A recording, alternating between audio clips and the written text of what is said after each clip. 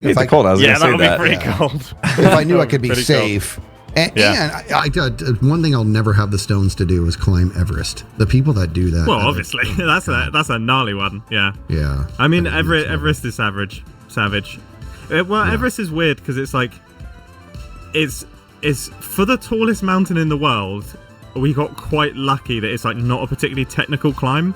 So then it does actually make it like one of those weird ones where it's like a regular person who's really, really, really fit, who can go up with like the Sherpas and oxygen and stuff like that, could realistically do it for like without really too much like mountaineering experience, which is like a weird use case. That's so weird. You don't need to be like an experienced rock climber to, you just need it's to... not like that technical, no.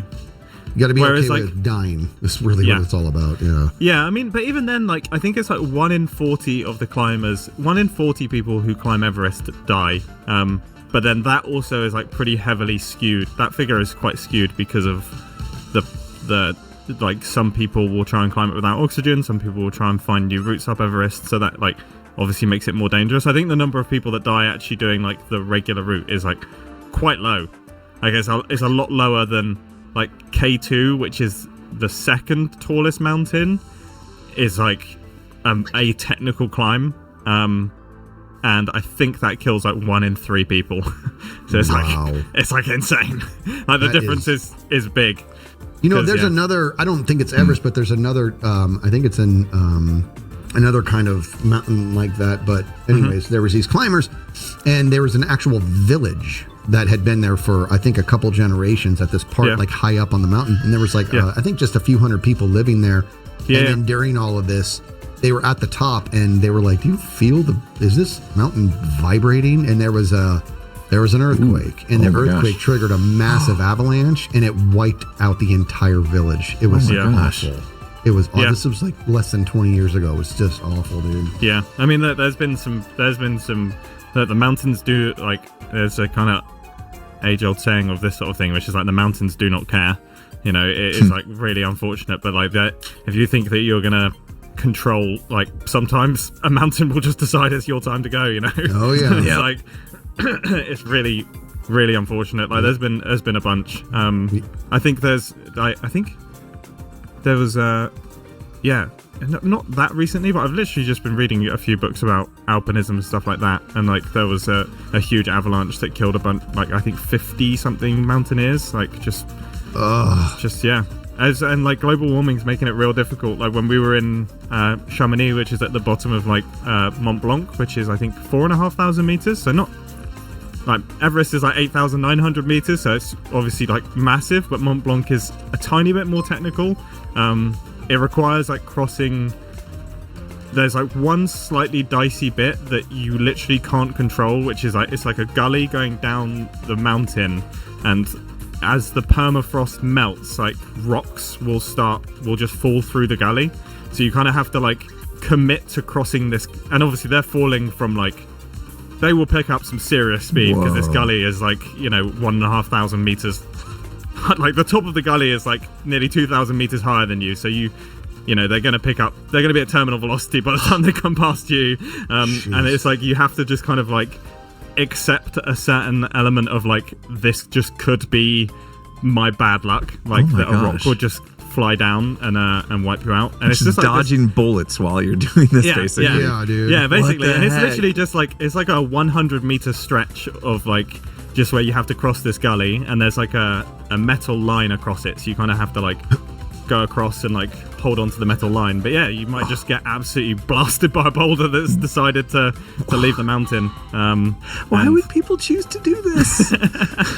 I mean, it's so beautiful. I feel it, but then also like when you're at the bottom of these things, I just look up and you're just like, whoa, it's so insane, the idea of just that humans can like make their way up that is mental. That's crazy. Well, it's akin to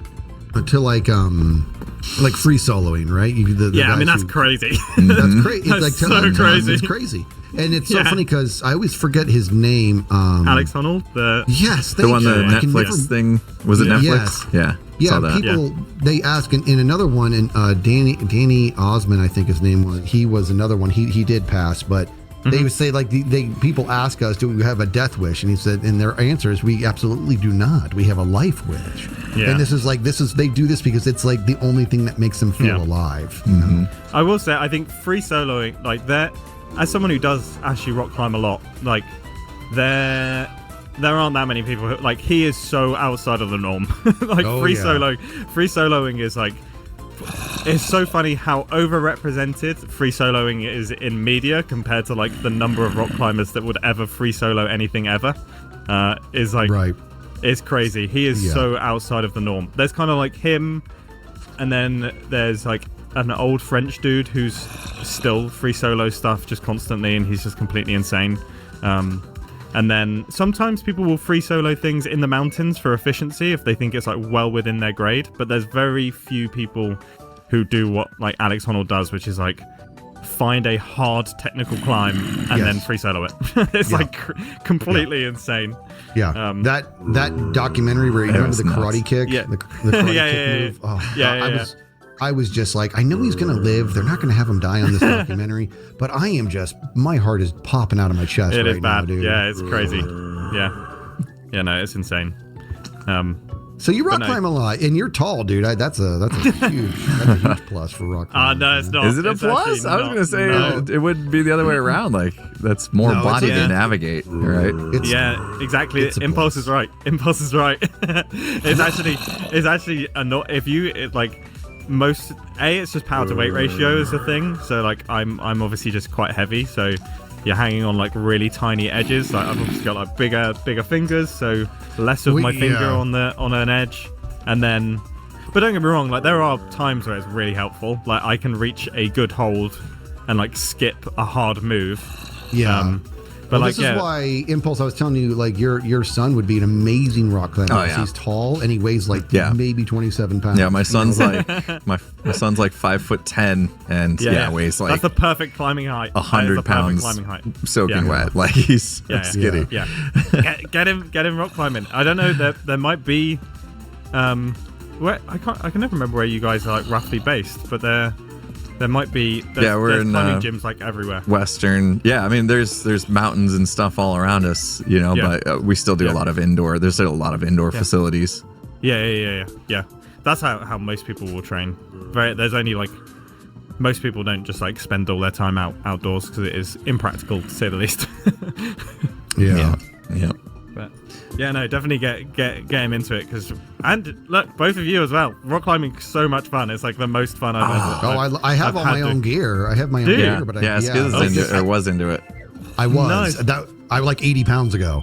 And so that's the problem, is that like it used to be, because I'm also pretty tall, and when I was like young and really slim and fit and strong, rock climbing was amazing. But then I got big and fat, and it's just super, super tough now. Like to the point to where, like, if I do need to, like, okay, I got, I'll say to my belayer, I got to let go. You know what I mean? Mm-hmm. And then you're hanging in the harness, and I'm like, this really hurts, man. Like, the harness is a bit painful. It can be a bit painful.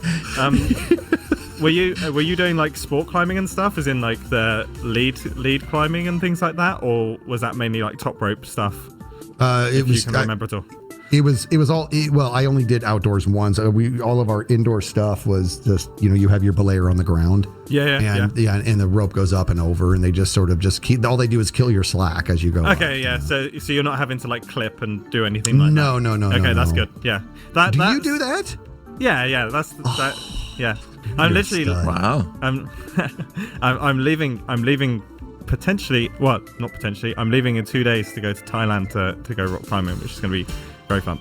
That's some dedication. You waited till your butler sentence was up to schedule that trip. Yeah.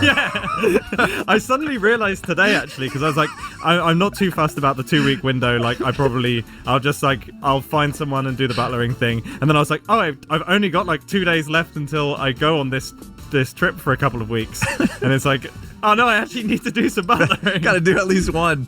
Well, because there was just like, obviously it's Christmas season, so there was just like, whenever I was online, especially like the times that I tend to record much earlier, like there was just no one was about, which is totally to be expected. But then, I suddenly realized that actually you should probably do some butlering. So that would be pretty sad if you didn't get a single clip. Yeah, it would have been pretty rubbish. Hey, you're going to Thailand to go rock climbing. Who are you going with? Like a group of experienced climbers, or what are we doing with here? I know, going with my girlfriend Vicky. She's a really good climber. She's like super good. So yeah, Nice. me and her. That's amazing. And then so but this is where it's funny. Like she's like literally half my weight. So like with belaying and stuff, like I have to be really hot on giving her what's known as like a soft catch. When you're doing the lead climbing and things, obviously you like climb above your last clip. So then if you fall, you take like a big whip, and you want to give as soft a catch as possible. So you kind of like if you're the same weight, you don't really have to think about it because the belayer gets pulled up and then the climber falls and it kind of like decelerates you. But when Vic falls, I mean, I don't move at all. I was going to say, it's probably like a car wreck to her. Yeah. So literally it's like she's being like hit by a truck. Yeah. So I have to man. like, as I see her fall, I have to like jump in the air and like try and like give her as much like nice smooth deceleration as possible. And then obviously for her, she just gets like pulled all the way up to the first clip like immediately. So she's like being sent into space, you know. Just slingshot her to the top of the mountain. That's literally. So I get the softest catches in the world, but yeah, it's pretty precarious for Vic. But yeah, so we're going to a place called Krabi in Thailand, which is it's like a pretty crazy spot. It's on a beach. It looks pretty crazy. It's kind of these I don't know how you describe the land formations. I know that it's limestone and they just kind of like archipelago sort of like tiny little islands that just are like towers. We're gonna go climbing. That sounds epic, man. Don't you go dying on us. No, I'm not. Okay. Yeah, I'm doing what's known as single pitch, which is a single rope length. So you're trying your hardest, but on a single rope length of rope. So I'm not doing anything that requires like multiple pitches. Don't get me wrong, things obviously you could just pull a massive rock off, or manage to like snap a bolt, which does sometimes very really heavy. Yeah. But for the most part, it is pretty perfectly safe. Otherwise, I wouldn't be doing it. Yeah. God, that's awesome. Good for you, man. Yeah. I want to try it now. LIVIN. He's living, man. Get me inspired to try new things. Yeah, do it. Well, you should definitely I should need to work on my grip strength. I feel like I need to get one of those hand squeeze thingies before I try this. Honestly, the best thing you could possibly do is just turn up to a climbing gym, chuck some shoes on, find the easiest climb in the gym. Bouldering is great. Like bouldering so good because that's like no ropes and it's just up to like 3 to 4 meters high, and then just like play around. Obviously, take your kid with you and get super psyched with them, and it is just I find it super fun. It's been like one of the best things I've done. Was getting into rock climbing for sure. Very cool. Well, enjoy your trip, man. God, I want to do it again now. Send pictures. Wait, you post on Instagram and stuff when you do stuff like that, right? I tend to, yeah. Okay. I tend to. I'll keep my eye out. I found a way to connect my camera to my harness, so hopefully I should be able to take some pictures while up on the wall. It should be interesting. Jeez, man. But yeah, Skiz, if I'm ever in the States, I'll send you a message because I'm a pretty big dude myself, and I will be able to belay you happily, quite comfortably, and we can get you up in the hills. No, I'm totally down for that. That's what I was going to say, is that you and I could be like the testers for the manufacturers that make the ropes. If they work for you, they're good. Sometimes it does feel that way. Like I'll be with my climbing friends and they'll be like, yeah, like I'd trust it. And I'll be like, dude, you weigh like 45 kilos, man. It's like, it's a completely different ball game for me. I'm totally into that. That'll be fun. That'll be cool. Sweet. All right. Well, I'm going to shoot off and wrap up my episode and everything. Thank you ever so much for accepting my butler chat request. Thanks for talking me up, man. I feel like I can do this now. I don't know if I did the best job. I'm not being sarcastic. I do genuinely love this idea.